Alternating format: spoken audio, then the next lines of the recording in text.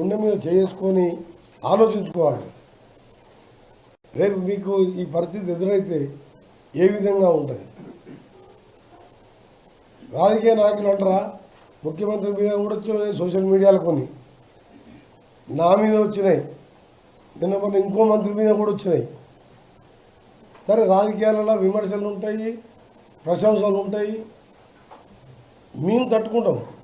కానీ మీరు 24 గంటలు ఐఏఎస్ ఎంపీ కంటే మీ చూడండి ఎన్ని ఏళ్ళ మీద చెప్పవచ్చు, వేల మీద ఉంటారు.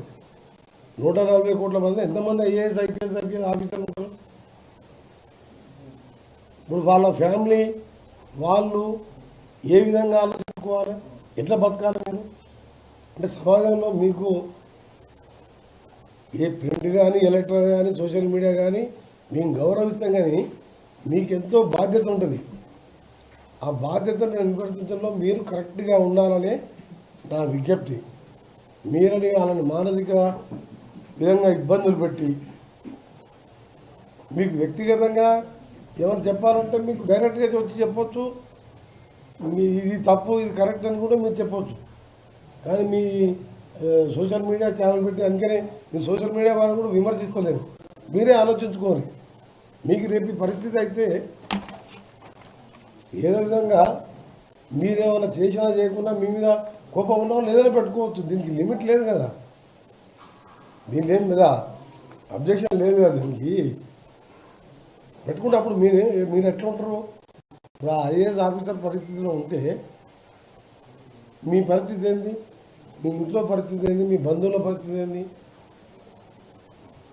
ఎందుకంటే ఒక మహిళా ఆఫీసర్లు అంటే వాళ్ళు ఉద్యోగాలు చేయడమే తప్ప ట్రాన్స్ఫర్లు వాళ్ళు చేస్తుంటారు. గవర్నమెంట్ వాళ్ళ ఇష్టం ఉన్నట్టు ఎక్కడ ఎప్పుడు చేయాలి అడ్మినిస్ట్రేషన్ ముఖ్యమంత్రి గారు అది. అరే గౌరవ ముఖ్యమంత్రి ప్రజల కోసం 24 గంటలు పనిచేసే ముఖ్యమంత్రి ఒక్కరోజు రెస్ట్ తీసుకోకుండా ఆయన మీద కూడా ఆ మధ్యలో సోషల్ మీడియాలో ఒకటి చూసిన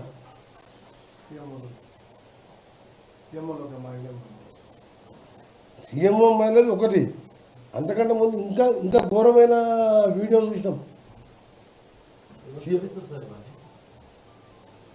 సీఎం గారిది అసలు ఎవరన్నా అసలు నమ్మడం కాదు, ఎవరు నమ్మరు, ఎవరు నమ్మలే. సీఎం గారు అదేసి ప్లస్ మళ్ళీ సీఎంఓలో మహిళ అని చెప్పి మనం కొట్టేసాం.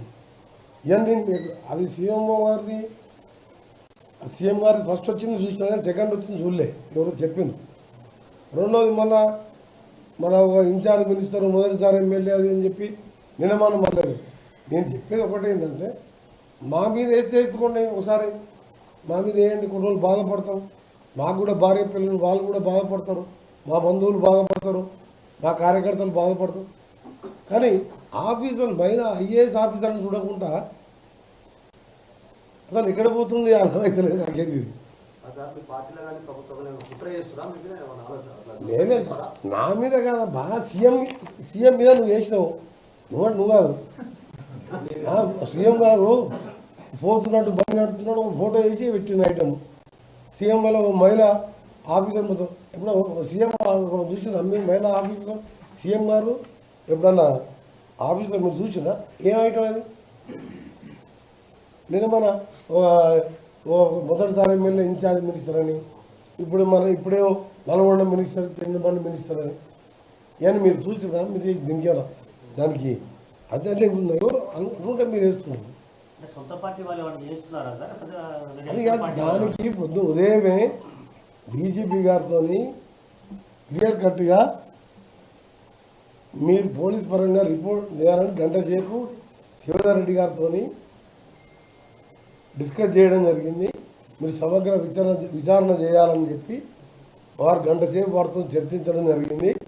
వారికి కూడా అప్పటికే రిపోర్ట్ ఉన్నది, ఆల్రెడీ మా దగ్గర రిపోర్ట్ ఉన్నది. మళ్ళా కూడా డీటెయిల్గా ఎంక్వైరీ చేసి కఠిన చర్యలు తీసుకుంటామని మా అసోసియేషన్ తరపుకెళ్ళి కూడా లెటర్ పంపించిందని చెప్పి మళ్ళీ ఇంతకుముందు కూడా మళ్ళా అడిషనల్ డీజీపీ విజయ్ కుమార్ గారు వాళ్ళు కూడా మాట్లాడిండ్రు. వాళ్ళ అసోసియేషన్ తరపుకెళ్ళి కూడా వచ్చింది. అది ఎంక్వైరీ చేసుకుంటాం. డీజీపీ గారు గంటసేపు అతను మాట్లాడాడు, ఆయనకి ఎట్లా జరిగిందో ఆయనకు ఫస్ట్ అడిషనల్ డీజీపీ అంతకుముందు ఆయనే ఉండే ఇంటెలిజెన్స్. నేను మినిస్టర్ అయినట్టుగా ఒక కలెక్టర్ ఉండే,